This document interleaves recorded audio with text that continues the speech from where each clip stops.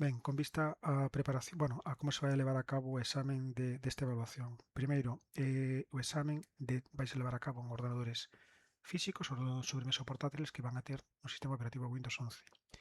Dentro cada un deses equipos vai haber unha máquina virtual creada.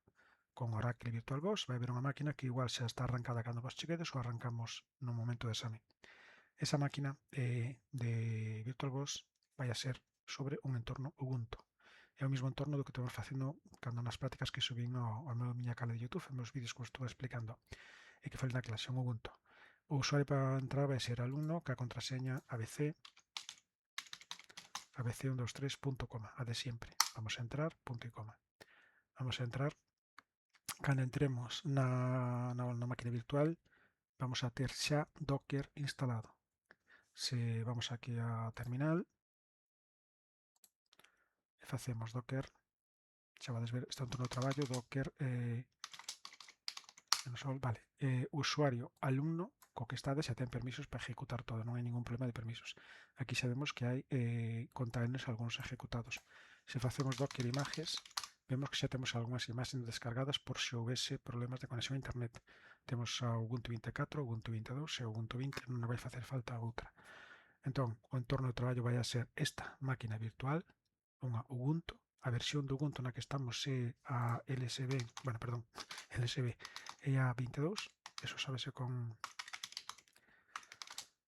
menos A, non vos importa demasiado, pero bueno, a máquina do Ubuntu na que estamos traballando vai a ser a VirtualBox de Ubuntu que estou traballando é unha 22. Despois dentro para os containers podedes utilizar a versión que queirades en caso de que teñamos que facer, bueno, non vos vou decir que fades que 24, 22 ou coa 20, da igual. Eso xa vos decidides. Isto é en torno que estamos traballando, en torno. Se necesitamos durante o exame facer capturas de pantalla todo eso, o ideal, creo eu, que as capturas de pantalla que se fagan desde fora. Vamos aos recortes, por exemplo, da máquina física e vade recortando as pantallas daqui. Creo que é o máis inmediato. Tamén os podedes facer dentro da propia máquina, que as ferramentas de copiar pantalla que ten a VirtualBox, pero bueno, eu creo que é mellor facelo desde fora. Iso no tocante ao entorno de traballo. Despois, no tocante ao material que vades a poder utilizar calquera recurso que estea subido na plataforma de formación a distancia. Tanto o que proporcionaba a plataforma como o que vos eu fun subindo de explicacións e todo eso. Vades a poder usar todo eso, todo.